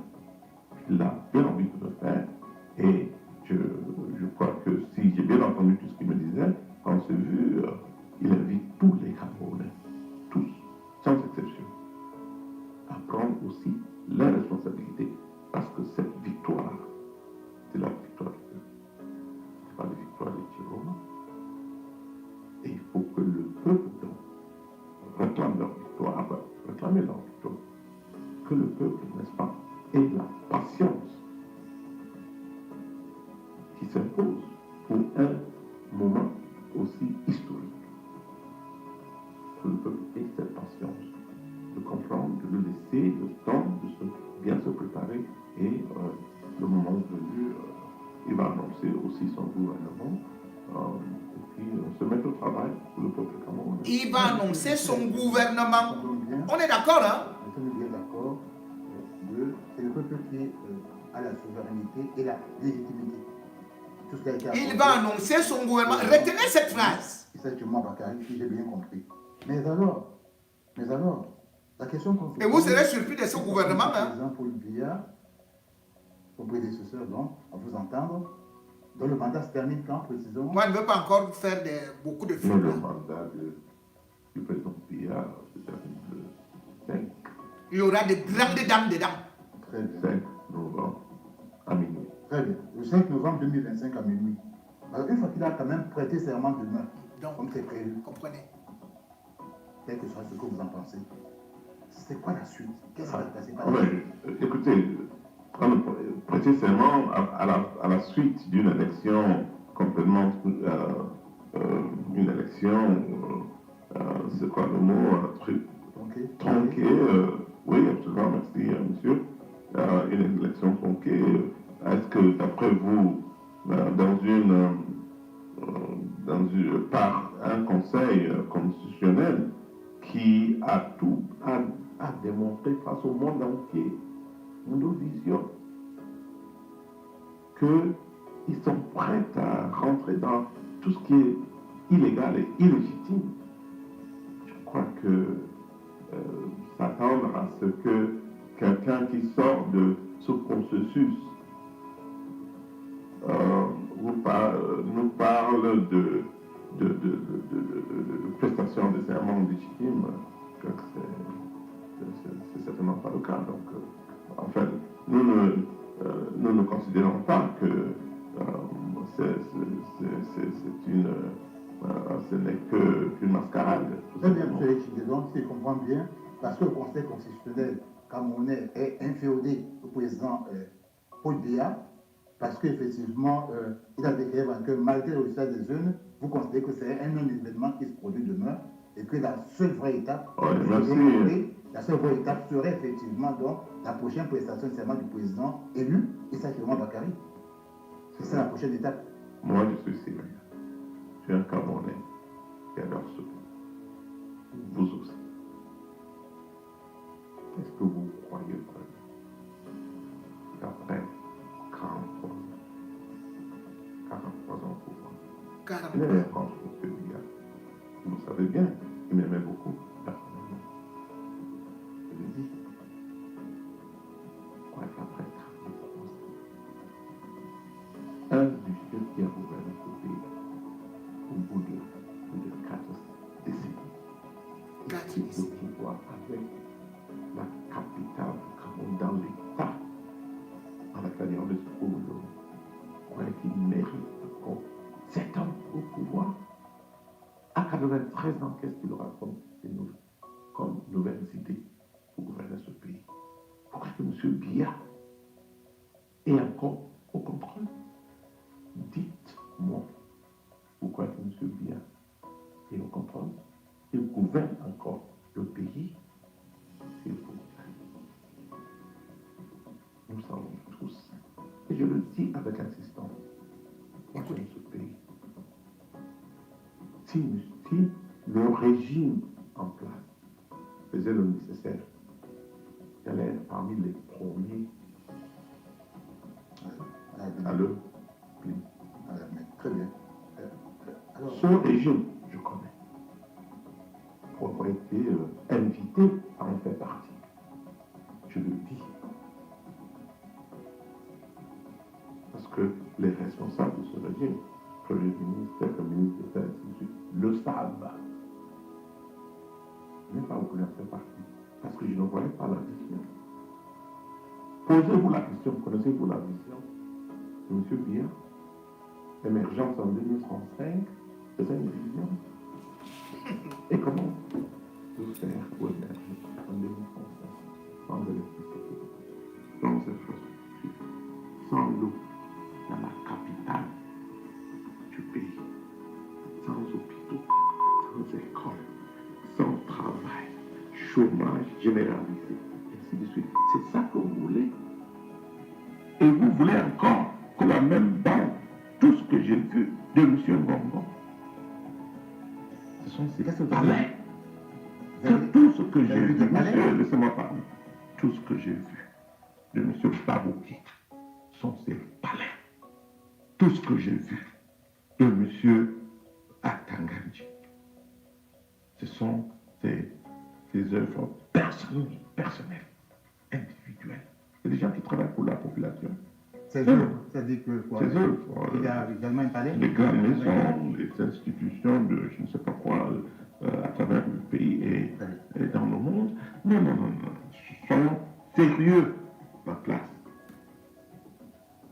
Et merde.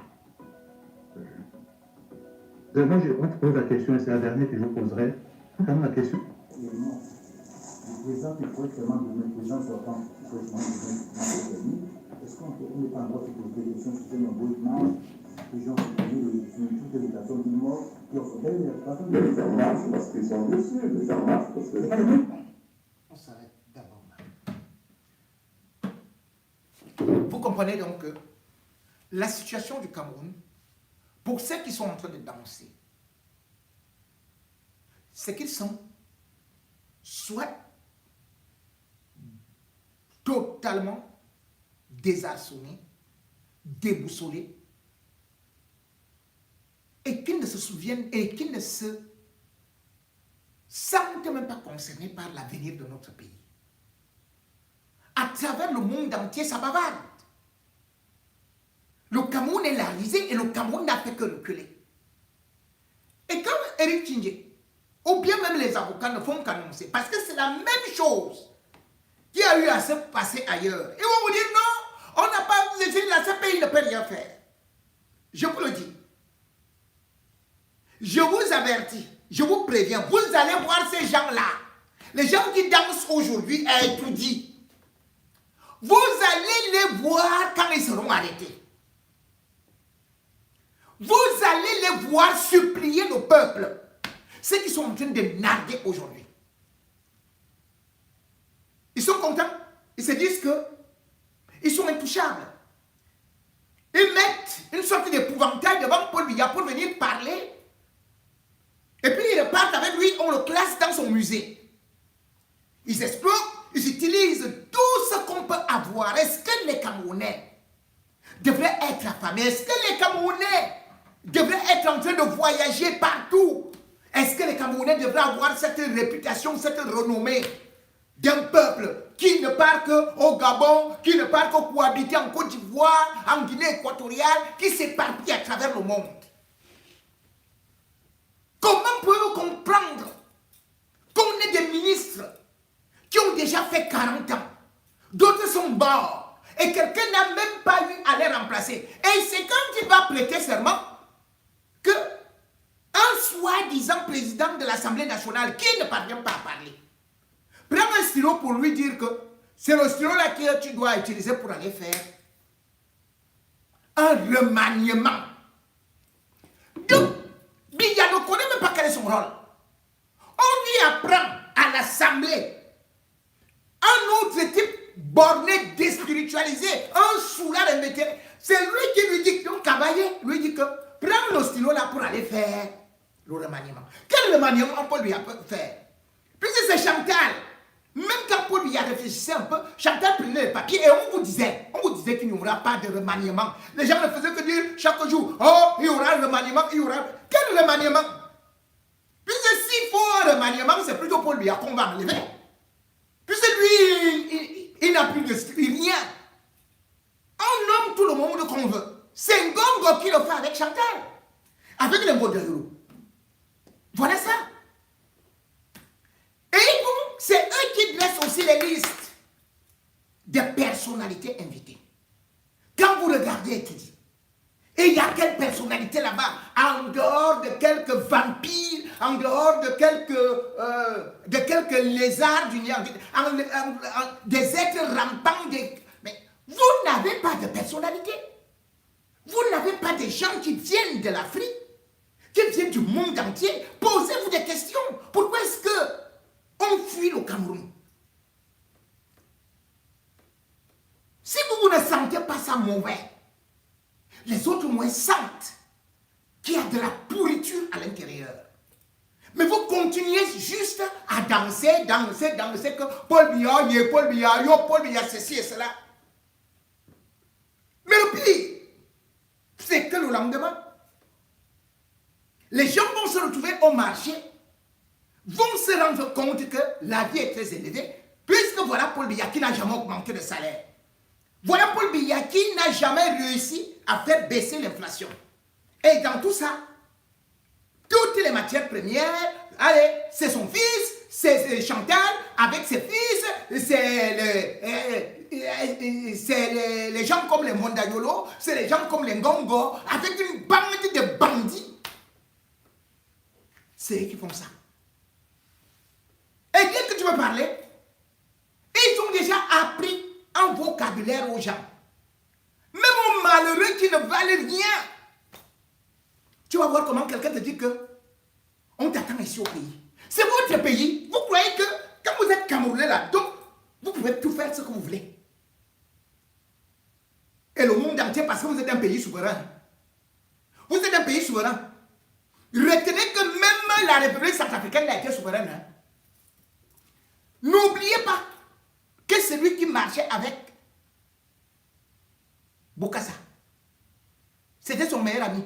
Il lui avait même donné des terrains, des forêts, jusqu'à sa femme, avec qui il avait fait l'enfant, l'impératrice Catherine. On trompait Bokassa, mais c'est le même Giscard d'Estaing qui a pris les avions pour aller bombarder. Bokassa disait que il était déjà un allié de la Russie, non? Avec la Libye, de Kadhafi. Mais lorsque on a vu que le type là était déjà devenu fou et tout ça, mais on est parti, on a bombardé. Vous passez le temps à dire que, oh, pays est souverain. Quel pays est souverain?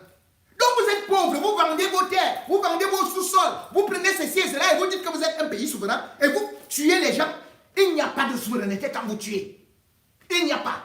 Lorsque vous êtes en train de favoriser ce qu'on appelle le terrorisme, vous organisez des génocides, vous organisez des guerres tribales, vous organisez des razzias. Vous ne pouvez pas. Vous croyez que le monde entier va vous laisser parce que vous allez crier que « Oh, nous sommes souverains, nous pouvons confisquer une élection, nous partons tout simplement à Écouli. Et non, personne ne peut nous juger, personne ne peut venir nous attaquer. Oh, nous sommes souverains. » Vous avez la bombe. Ce sont ces gens-là qui vous ont aidé à rester là et ils ne veulent plus de vous. Parce que vous avez trop volé, vous avez trop triché. Vous êtes en train de tuer. Regardez souvent les mots des diplomates. Comme vous ne les connaissez pas.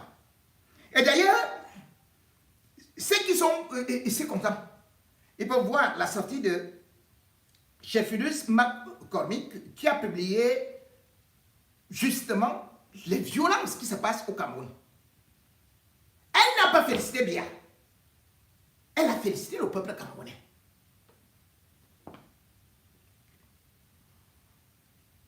Je félicite le peuple camerounais pour son engagement continu en faveur de la démocratie, comme en témoigne sa participation à la récente élection présidentielle. Le partenariat américain avec le Cameroun repose sur des valeurs communes de gouvernance démocratique, d'état de droit et de respect des droits de l'homme.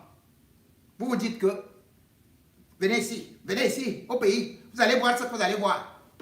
Continuez. Vous allez pleurer. Suivez la suite de la correspondance. Cependant, je suis profondément préoccupé par la détérioration de la situation sécuritaire et les informations faisant état de violations des droits de l'homme dans tout le Cameroun. Il n'y a pas de place pour la violence dans la démocratie. Je condamne fermement les actes de violence, les meurtres, les destructions et les arrestations arbitraires. Le droit à la manifestation pacifique et à la liberté d'expression sont fondamentaux et doivent être protégés. Vous avez suivi, non?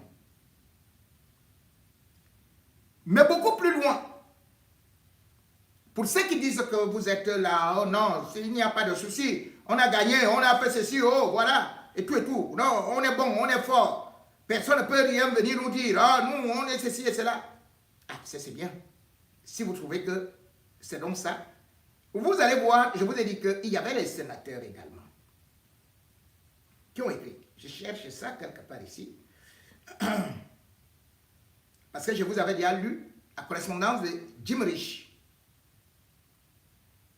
Donc, vous regardez votre pays et vous vous dites, c'est le pays de Biya. Il peut faire tout ce qu'il veut. C'est bien ça.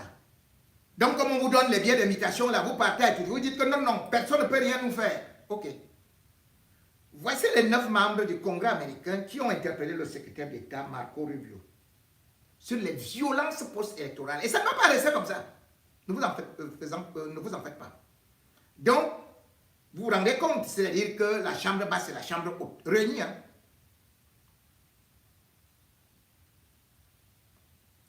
Ils ont demandé au secrétaire d'État, Marco Rubio, suivez bien, de traduire tous les responsables du gouvernement, de les traduire en justice, impliqués dans les violences, donc de les traduire devant les tribunaux internationaux. Ils sont allés beaucoup plus loin. Ils ont demandé qu'il faudrait déjà geler les avoirs des dignitaires du pouvoir, d'aller jusqu'aux interdictions de voyage. Et beaucoup plus tard, lorsque les enquêtes vont avancer, mandat d'arrêt émis par la justice américaine. Vous comprenez, non? Il ne vous parle même pas de la CPI. Hein? Il vous parle de mandat d'arrêt émis par la justice américaine. Si la justice américaine émet un mandat d'arrêt contre Tanganji, Ngongo, Bondayolo ou Chantal Biya, dès que vous montez dans un avion, sachez que vous sortirez de là avec les monotes. C'est les États-Unis. Hein? C'est pas ce qu'on vous a dit là encore. Oh, félicitations. Félicitations pour investiture. Ne veut pas dire qu'on vous félicite pour atteindre aux droits de l'homme. Tout ça reste là. Tout ça reste marqué. Et pourquoi j'insiste? C'est pour interpeller notre armée. Que les gars, ne faites pas l'erreur. Vous-même, vous avez vu, pour l'affaire de Ngarbou, vos chefs ont conservé vos postes, leurs postes. Mais les petits qui ont exécuté les ordres, ils sont allés en prison. Même chose est sûre au niveau international. Ils ont dit les dignitaires. Les dignitaires. Ok. N'est-ce pas vous êtes milliardaires? N'est-ce pas là-bas vous êtes des chefs de terre? N'est-ce pas vous allez dans des marchés gronder les mamans? Vous laissez les grandes entreprises. Vous ne partez pas les fermer. Alors que vous ne partez pas. Alors que les mêmes entreprises ont respecté le mot d'ordre de grève. Vous inventez vos lois pour opprimer les populations. Vous enlevez les opposants, les journalistes, les militants des partis politiques. Vous partez torturer, vous filmez. Hey, c'est bien. Tôt ou tard, vous avez vu Bemba, non? À la CPI, non? Donc, il y a toujours un temps. Pour l'instant, certains peuvent utiliser le pouvoir de Paul Biya, qui est terminé. Il n'y a plus rien. Tout le monde a vu. Dieu lui-même l'a affiché. On sait déjà que c'est Ngongo. On sait déjà que c'est Chantal Biya. Donc l'usurpation déjà va coûter cher à ces gens. Vous savez c'est ce qui est arrivé à la femme d'Ali Bongo. À la famille Ali Bongo. Vous avez vu leurs arrestations. C'est-à-dire que les gens qui sont là avec vous, qui vous vénèrent, qui sont à genoux, lorsque ça va se gâter, lorsque la communauté internationale va faire des pressions, parce qu'il y aura des rapports, les rapports sont déjà là. Vous n'allez pas échapper. Vous pouvez danser, vous pouvez narguer des gens, fouetter des gens, filmer même. Faites des sorties pour vous moquer. Oh, toi là, ici, comme Django fait. Ici, je vais te dire c'est cela. Mais ne sais pas que tout ça est archivé.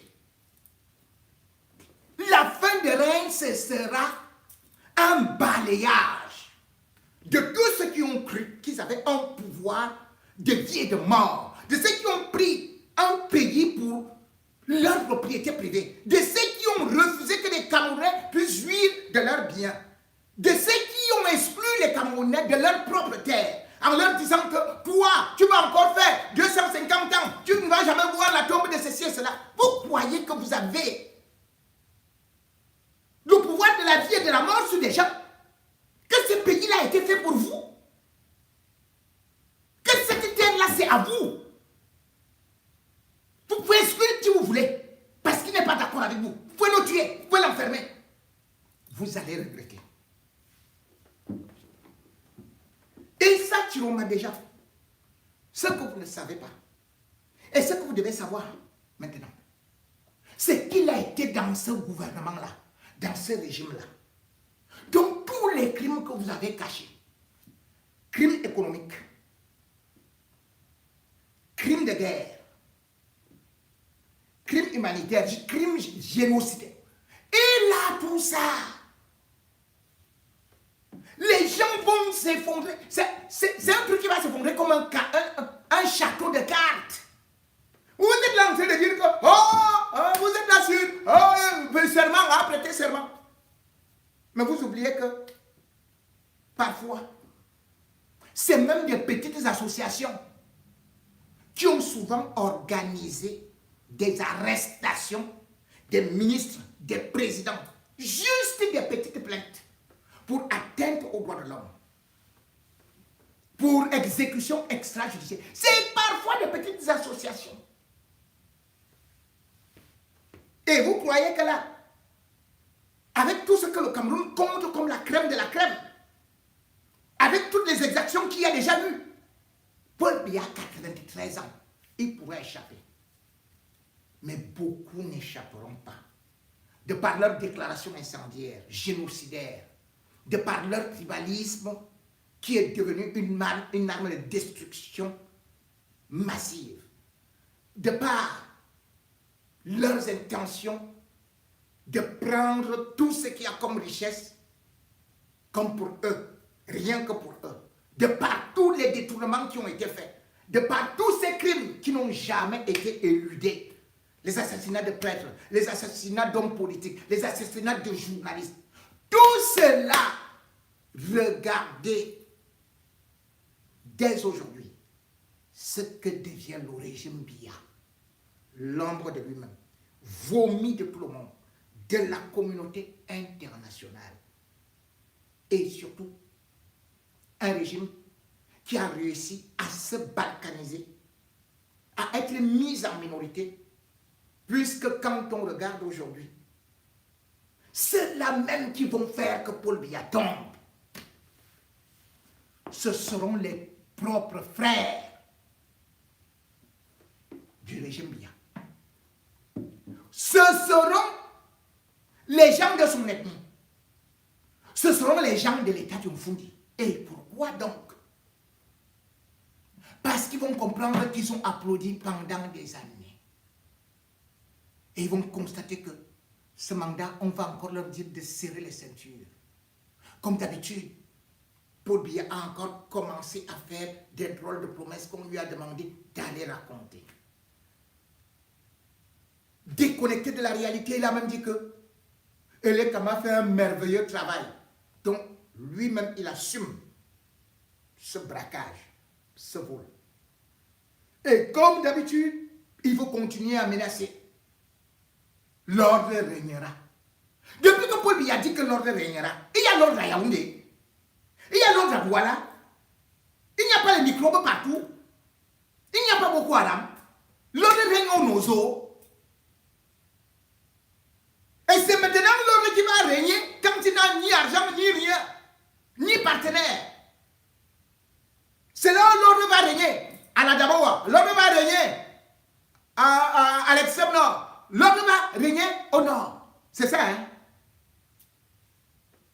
Et vous ne voyez pas déjà comment est-ce que l'ordre règne.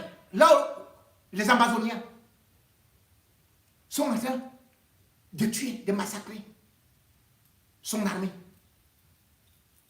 Les coupeurs de route vont se multiplier. Les voleurs seront versés dehors partout. Parce que la vie sera chère. Les enfants là, ils vont sortir de gauche et à droite. Tous n'auront même plus de clients. Puisque c'est là que vous appelez les Ben Skinner, eux-mêmes, ils vont se retrouver serrés, qu'il n'y aura même plus moyen de rouler. Personne ne va monter sur la moto de l'autre. Les gens iront à pied. Parce qu'ils n'auront pas de l'argent. Pour manger la sauce d'arachide, il faudrait seulement attendre Pâques ou Noël.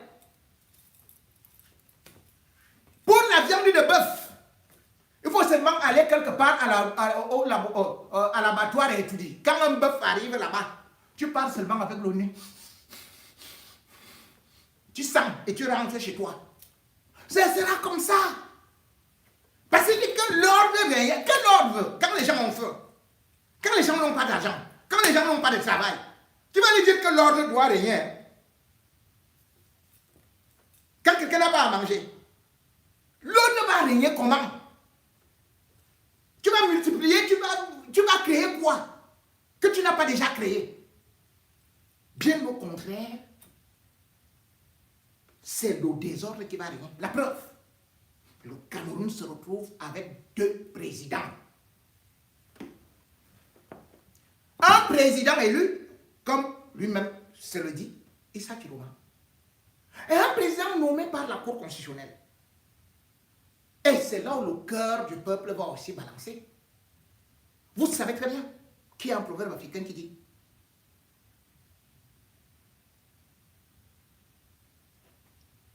que plusieurs fourmis peuvent vivre dans une fourmilière, mais pas 2 rois sur le même trône. L'autre qui régnera donc viendra d'où? Ce qu'on a vu à Bagnon, ce qu'on a vu à Tchang, à Bafang, il va envoyer qui là-bas? Brenda Bia ou Frank Bia. Donc il va aller soumettre les gens là-bas. On dit aux autres que non, ici, rentrez chez vous. C'est comme ça l'état du Fundi, non? Rentrez chez vous. Hein? Vous rentrez la ville, vous rendez la ville sale, et tout. Les babana, allez, vraiment, et tout. Vous allez les arrêter, vous allez les mettre en prison, et tout. Mais c'est ça qui va créer encore une révolution. L'ordre régnera. Au lieu de baisser le ton, au lieu de négocier, on lui dit va aussi raconter. L'ordre régnera. Quel ordre va régner pendant que tu es en train de dormir?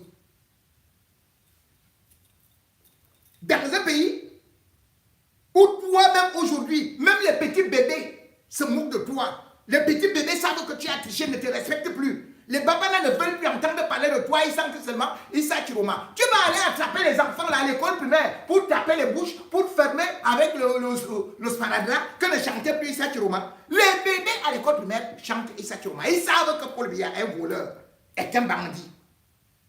Comment le même Paul Biya va dire que ce sont ces gens-là qui doivent, que c'est lui qui va mettre l'ordre? Il ne peut pas mettre l'ordre, il n'a pas il n'a ni force, ni crédibilité, ni légitimité. C'est ça. Paul Biya, c'est terminé.